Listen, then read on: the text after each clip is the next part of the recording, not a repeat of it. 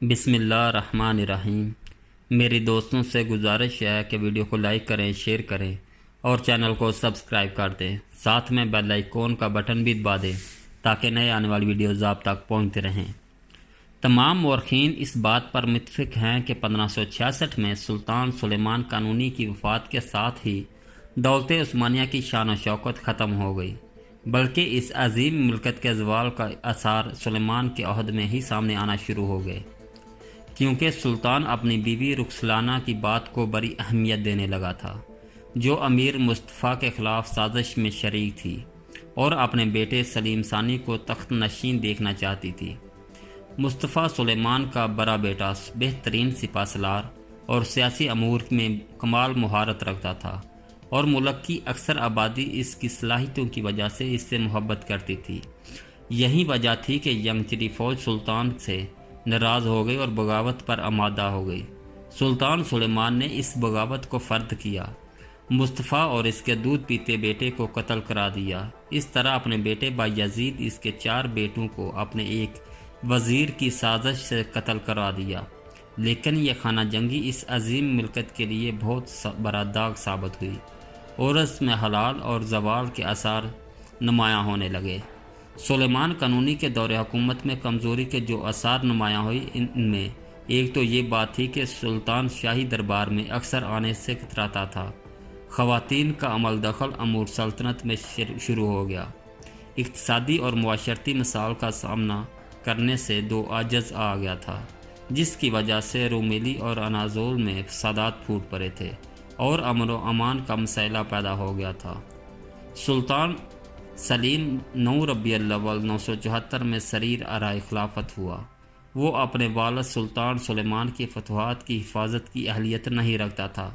اگر محمد پاشا سوکللی جیسا قابل وزیر سیاسی مدبر اور مجاہد کبیر نہ ہوتا تو یہ سلطنت کب کی زوال پذیر ہو چکی ہوتی، لیکن محمد پاشا سوکللی نے اپنی خودداد صلاحیتوں کی بدولت اس سلطنت کے ریب و دبدبہ کو بحال کیا اور دشمنوں کے دلوں میں خوف و ہراس پیدا کر دیا۔ انہوں نے آسٹریا کے ساتھ صلح کر لی۔ 1567 میں صلح کے اس معاہدے پر دستخط ہوئے، جس کی بدولت آسٹریا نے ہنگری کے علاقوں میں اپنی املاک کو محفوظ رکھا اور پہلے سے مقرر شدہ سالانہ جزیہ ادا کیا۔ اس طرح اسفلانیہ اقلاق اور بغداد کے امیر نے بھی ان کی حکومت کو تسلیم کر لیا۔ 1569 میں بولان کے فرمانروا اور فرانس کے بادشاہ چارلس پنجم کے ساتھ معاہدہ صلح کی تجدید ہوئی۔ اسی طرح فرانسیسی قونصلیٹ کے اختیارات میں پہلے سے اضافہ ہو گیا۔ ہنری ڈی فالو، جو شاہ فرانس کا بھائی تھا، شاہ فرانس کے ایما پر بولان کا فرمانروا قرار پایا، اور اس طرح فرانس کو بحر متوسط کی تجارت اور اجارہ داری حاصل ہو گئی۔ سابقہ معاہدوں کے مطابق فرانس نے دولت عثمانیہ کے اطراف و اکناف میں نصرانی سفارتیں بھیجی، جن کا مقصد بظاہر ان علاقوں بالخصوص شام کے علاقوں میں رہنے والے نصرانیوں کو دینی تعلیمات سے آگاہ کرنا تھا۔ ان مشنریوں نے یہاں کی نصرانی آبادیوں کے دلوں میں فرانس کی محبت کا بیج بویا، اور اس محبت نے آگے چل کر عثمانی ملکت کے ذہن میں قابل ذکر اثرات مرتب کیے، کیونکہ نصرانیوں میں فرانسیسی اثر و رسوخ بہت بڑھ گیا، اس لیے ان کے اندر نافرمانی کا رجحان بڑھ گیا، اور کئی مقامات پر اس چیز لوگوں کو بغاوت پر آمادہ کیا۔ اس عمل دخل کا اہم ترین نتیجہ نصرانی قومیت اقلیت کی لگت کا محفوظ رہنا تھا، حتیٰ کہ جب دولت عثمانیہ کمزور ہو گئی تو یہ نصرانی گروہ باغی ہو گئے اور خود مختاری کا مطالبہ کرنے لگے۔ ان گروہوں کو یورپ کے نصرانی ملکوں کی تائید مدد حاصل بھی تھی۔ یورپی ملک غیر ملکی مراد کے نظام کو اپنے طبعی حقوق میں سے ایک حق یقین کرتے تھے، اس لیے فرانس نے بلغیریا کی مدد کے لیے اپنی فوجیں بھیج دی، جن سے سلطان مراد ادرابیہ 1626 تا 1640 جنگ کر رہا تھا۔ اس طرح فرانس نے دولت عثمانیہ کو دہشت زدہ کرنے اور اپنے مطالبات منوانے کے لیے اپنا سفیر بحری بیرے کے ساتھ بھیج دیا، لیکن اس وقت کے صدر اعظم، جو اپنے سیاسی فیصلے پر ہمیشہ سے ڈٹے ہوئے تھے، نے سفیر کو مطلع کیا، یہ معاہدہ ایسے ضروری نہیں کہ ان کے ہر حالت میں تنقید کی جائے، کیونکہ یہ تو محض سلطان کی بخشش ہے۔ اگر ہم چاہیں تو فرانس سے یہ تمام مرات واپس لے سکتے ہیں۔ اس بات نے فرانس کو اپنی دھمکیوں سے باز رہنے پر آمادہ کیا، اور وہ سمجھ گیا کہ ابھی تک سلطنت عثمانیہ میں اتنا دمخم ہے کہ وہ اپنے حقوق کا تحفظ کرے۔ سو اس نے 1673 میں مختلف ہیلوں اور بہانوں سے مراد کے نظام کی تجدید کے لیے سلطان کو راضی کرنے کی کوشش کی۔ اس وجہ سے مٹی اور زیادہ گیلی ہو گئی، بجائے اس کے کہ دولت عثمانیہ ان واقعات سے نصیحت حاصل کرتی اور اپنے دشمن کو پہچانتی۔ اس نے نصرانیوں پر اعتماد کیا، اور بات یہاں تک پہنچی کہ سلطان محمد رابع 1648 تا 1687 نے بیت المقدس کی حفاظت کا حق فرانس کو تفویض کر دیا۔ بار بار مرات کی تجدید کی گئی، اور ہر دفعہ سلطنت عثمانیہ ایک نئی پابندی کا اضافہ کر دیا گیا۔ 1740 کے عرصے میں مرات کی تجدید کرتے ہوئے سلطنت عثمانیہ نے فرانس کے لیے نئی تجارتی مرات کی منظوری دے دی، لیکن جب نپولین بوناپارٹ نے مصر پر قبضہ کیا تو یہ مرات خطرے میں پڑ گئی، اور دولت عثمانیہ نے ان پر عمل درآمد روک دیا۔ لیکن نپولس نے دولت عثمانیہ کے ساتھ اپنے تعلقات کو قائم رکھنے کی غرض سے مناسب وقت پر واپسی کی راہ لی، اور یہ وقت اس وقت ہوا جب نئی مراد کے بدلے میں فرانس نے انخلاء کی پیشکش کی۔ عملاً یہ سب کچھ 9 اکتوبر 1801 کو ہوا۔ سلطنت عثمانیہ نے مرات میں اضافہ کر دیا، جن کی روح سے فرانس کو تجارتی آزادی مل گئی، اور وہ بحر سود میں جہاز رانی کرنے میں تمام پابندیوں سے آزاد ہو گیا۔ ان مرات کے نتائج سلطنت عثمانیہ کے لیے انتہائی تباہ کن ثابت ہوئے۔ یونانی مورخ دمیتری کتیکس بیان کرتا ہے، ان مرات نے شہنشاہیت کی اقتصادی حالت کو تباہی کے دہانے پر پہنچا دیا۔ وجہ یہ تھی کہ غیر ملکی مقابلے کے لیے مقامی تجارت کی مدد کی خاطر جو ٹیکسز نظام قائم کیا تھا وہ بہت بری طرح متاثر ہوا تھا، بلکہ ان مرات کی وجہ سے دولت عثمانیہ کوئی اصلاحی اسکیم شروع ہی نہیں کر سکتی تھی، اور اپنے ملکی اخراجات کو پورا کرنے کے لیے ذرائع آمدنی پیدا کرنے کا سوچ بھی نہیں سکتی تھی۔ یہی وجہ تھی کہ غیر ملکی مرات کے معاہدے عثمانیوں کے لیے ذلت پر مبنی معاہدوں کی شکل اختیار کر گئے۔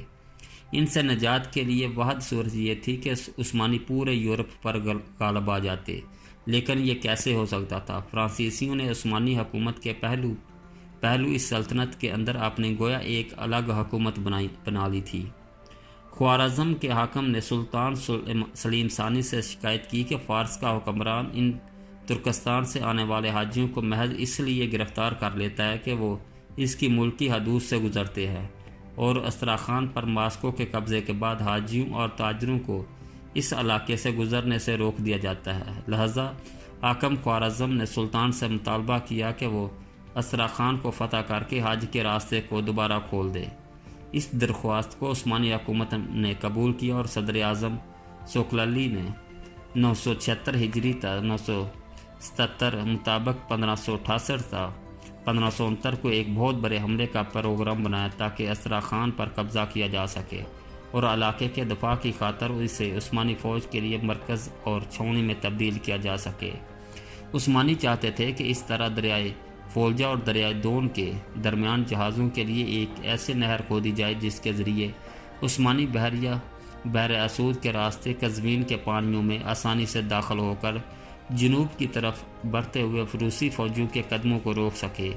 اس سے عثمانیوں کی نظر میں ایک اور فائدہ بھی تھا، اور وہ یہ کہ کوکار اور آذربائیجان پر فارسیوں کا غلبہ ختم ہو جاتا، بلکہ اس طرح عثمانی آذربائیجان کے لک و دک صحراؤں سے گزرنے کے بجائے صفیوں اور کراکرم کے تتاریوں سے تعلقات قائم کر کے شمالی علاقوں میں فارسیوں سے جنگ کرنے میں آسانی حاصل کر لیتے۔ اس مقصد کے لیے ضروری تھا کہ ان قدیم راستوں کو دوبارہ بحال کیا جائے، جن کو وسط ایشیا سے مشرق سے مغرب کو جاتے ہوئے قافلے اختیار کیا کرتے تھے۔ عثمانیوں نے فولجا کے ذریعے دریائے ودون تک پہنچنے کی اسکیم پر عمل کیا اور درآمد شروع کر دیا۔ جو ہی جمادی الاول 970 مطابق اکتوبر 1569 کا مہینہ شروع ہوا تو اس نہر کا تیسرا حصہ مکمل ہو چکا تھا۔ اگرچہ سردی کا موسم شروع ہونے کی وجہ سے کھدائی کا کام روکنا پڑا، لیکن سپہ سالار فوج نے یہ تجویز پیش کی کہ چھوٹے جہازوں کو کام میں لا کر توپوں اور سامان جنگ کو آگے لایا جائے اور استراخان پر سخت حملہ کیا جائے، لیکن یہ حملہ طبعی حالات کی وجہ سے ناکام ہو گیا۔ لیکن اس ناکامی کے باوجود سوکلالی پاشا نے بعض کامیابیاں حاصل کر لی، جیسے مولداویا اور ولاشیا اور پولینڈ کے امراء پر سلطان کا کنٹرول سخت ہو گیا، اور اس وجہ سے دولت عثمانیہ نے بحر سود کے شمال مغرب کی طرف روسی توسیع پسندی کے رجحان کو مرحلہ وار روک دیا۔ اٹلی اور ہسپانیہ جزیرہ قبرص کی اہمیت کو اچھی طرح سمجھتے تھے۔ یورپ میں یہ بات مشہور ہو گئی کہ سلطان کے خلاف مسیحیت متحد ہو چکی ہے، لیکن جب عثمانی فوجیں قبرص کے ساحل پر اتری تو اسے عثمانیوں سے بچانے کے لیے کوئی نہ آیا۔ عثمانی فوجیں آگے بڑھی اور آسانی سے جزیرے میں نفوذ شروع کر دیا۔ صرف فاما جستا کا محفوظ شہر عثمانیوں کے سامنے خم ٹھوک کر کھڑا ہوا۔ اس شہر کے باسیوں کی زمام قیادت بہادیون اور بداجادیوں کے ہاتھ میں تھی، جنہوں نے عثمانی لشکر کا سامنا کیا، جس کی تعداد 1,00,000 تھی۔ عثمانیوں نے اس لڑائی میں اور محاصرے کے دوران وہ تمام ذرائع استعمال کیے جو اس دور میں مروج تھے، مثلاً گوریلا کارروائیاں اور مختلف افواہیں پھیلا کر دشمن کو مایوس کرنا وغیرہ، لیکن شہر کا دفاع کرنے والی فوج مردانہ وار لڑتی رہی اور اس طرح کے کسی کوشش کا ان پر اثر نہ ہوا۔ اگر محصورین کو کہیں سے تھوڑا سی بھی امداد مل جاتی تو عثمانیوں کے لیے بڑے خطرات پیدا ہو سکتے تھے، لیکن بھوک نے کام کر دکھایا اور بالآخر ربیع الثانی 979 مطابق اگست 1571 کو شہر عثمانیوں کے حوالے کر دیا گیا۔ قبرص کی فتح کے بعد دولت عثمانیہ نے اناضول کے باسیوں کی ایک بہت بڑی تعداد کو یہاں آباد کیا، جن کے پوتے اس جزیرہ میں اب تک مقیم ہیں۔ اگرچہ قبرص کے آرتھوڈکس عیسائیوں نے، جنہیں عرصے سے بلغیریا کے کیتھولک عیسائیوں کے مظالم کا سامنا تھا، عثمانی حکومت کا بڑی گرمجوشی سے استقبال کیا، لیکن اس قبضے نے کیتھولک حکومت کو برکا دیا۔ اس مہم کے بعد عثمانی بحری بیڑا ابنا جنبی میں لنگر انداز ہوا، کیونکہ سردیوں کا موسم شروع ہو چکا تھا اور اس موسم میں ہر طرح کی جنگ و قتال کا سلسلہ یہاں بند ہو جاتا تھا۔ اس لیے لشکر کا زیادہ تر حصہ واپس آ گیا تاکہ اگلے سال مزید مہمات کے لیے تیاری کرے۔ عثمانی لشکر کی بحروں پر یلغار سے پورا یورپ تھرتھرا اٹھا۔ پوپ پیوس پنجم 1566 تا 1572 نے ایک بار پھر کوشش کی کہ یورپ کے مختلف ملکوں اور ان کی بری اور بحری افواج کو پاپائیت کے جھنڈے تلے جمع کر کے عثمانیوں کے خلاف جنگ کرے۔ لہٰذا اس نے تمام یورپی ملکوں کے نام خط لکھتے ہوئے کہا، ہماری بزدلی کی وجہ سے ترکی سلطنت نے اپنے ملکی حدود کو خطرناک حد تک وسیع کر لیا ہے۔ 979 کے اوائل مطابق مئی 1571 کو یورپ بیوس خامسن شاہ ہسپانیہ فلپ ثانی اور جمہوری بلغیریا نے ایک معاہدے پر دستخط کیے اور عثمانیوں کے خلاف ایک بحری حملے کا پختہ عزم کیا۔ اس معاہدے میں اٹلی کے کچھ شہر بھی شامل ہوئے، کیونکہ پوپ پیوس پنجم نے لوگوں کو اتحاد اور اتفاق پیدا کرنے کی تلقین کی، چنانچہ اس مقصد کے معاہدے میں توسکانی، جنوا، صافی اور اٹلی کے بعض شہر شریک ہوئے۔ پوپ نے فرانس کی طرف بھی خط لکھا اور اس سے مدد طلب کی، لیکن چارلس فہم نے عثمانیوں کے ساتھ معاہدوں کی وجہ سے چارلس نے عثمانیوں کے ساتھ کیے گئے تمام عہد و پیمان توڑ ڈالنے کا اعلان کر دیا اور روس کے بادشاہ ایفان کو بھی اس جنگ میں شریک ہونے کی دعوت دی۔ بولون کا حکمران چونکہ کسی حد تک سستی کر رہا تھا، اس لیے ڈون جون نمساوی کو اس مشترکہ فوج کا سپہ سالار منتخب کیا گیا۔ نصرانی معاہدے کی اس شق میں یہ الفاظ بھی تھے کہ پوپ پیوس پنجم شاہ ہسپانیہ فلپ اور جمہوریہ بلغیریا ترکوں کے خلاف دفاعی اور اقدامی جنگ کا اعلان کرتے ہیں، تاکہ وہ تمام علاقے جن پر عثمانیوں نے قبضہ کر لیا ہے، تیونس، الجزائر اور طرابلس کے علاقے بالخصوص، ان کو ان سے واپس لینے کی ہر ممکن کوشش کی جائے۔ ڈون جون بحر ایڈرین تک کے طرف چل دیا، حتیٰ کہ وہ کلیج کورنتھ کی تنگنائی تک پہنچ گیا، جو باتراس کے قریب واقع ہے۔ یہاں سے لبنانیوں کو زیادہ دور نہیں تھا۔ اس مناسبت سے اس مارکے کا نام جنگ لبیانتور رکھا گیا۔ اسلامی بحریہ کے قائد کی رائے یہ تھی کہ خلیج کے استحکام کو کام میں لایا جائے اور صلیبی بحریہ سے کسی حد تک احتراز کیا جائے، لیکن بحر دبر لشکر کے سپہ سالار اعظم علی پاشا نے اپنے جہازوں کی عددی برتری پر عمل کرتے ہوئے دو بدو لڑائی کرنے کا پختہ ارادہ کر لیا۔ علی پاشا نے اپنی فوجوں کی تنظیم نو کی اور اپنے جہاز کی ایک ہی طرف سے شمال جنوب کی سمت ایسے صف باندھی کہ میمنہ لبنانیوں کی بندرگاہ تک پھیل گیا اور میسرا سمندر میں دور تک چلا گیا۔ پوری بحریہ 3 حصوں میں تقسیم ہو گئی۔ میمنہ میسر اور کلب علی پاشا خود کلب لشکر میں تھا سیرو کو میمنہ پر، جبکہ میسرہ کی کمان کلج علی کے ہاتھ میں تھی۔ نصرانی سپہ سالار نے بھی اپنی بحریہ کو مسلمانوں کی بحریہ کے مطابق ان کے بالکل مقابل منظم کیا۔ اس لشکر کے میمنہ کی قیادت دوریا کر رہا تھا اور اس طرح یہ کلج علی کے مقابلے میں تھا۔ اس کے میسرہ کی قیادت بریجو کر رہا تھا اور یہ سیرو کا مقابل تھا۔ ڈون جون علی پاشا کے مقابلے میں کلب علی میں تھا۔ یورپیوں نے سینٹ کروز کی قیادت میں جہاز کو احتیاطی دستہ ریزرو میں چھوڑ دیا۔